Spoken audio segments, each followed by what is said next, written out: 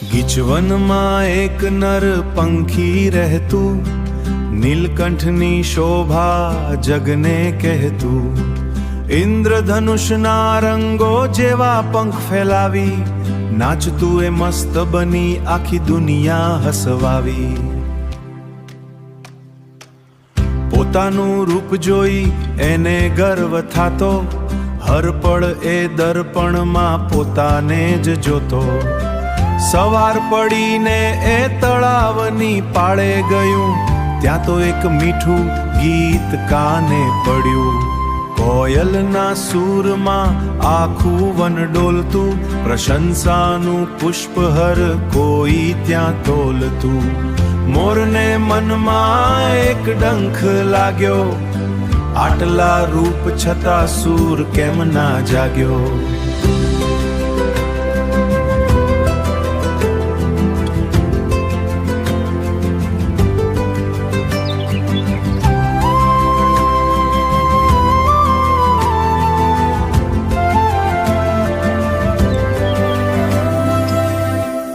ભગવાન હસીને પછી ધીમેથી બોલ્યા, બબધા ગુણ એકમાં ના હોય કદી તોડ્યા. કોયલને કંઠ મળ્યો તને રૂપ અપાર, તો જ તો શોભે આ સૃષ્ટિનો સંસાર.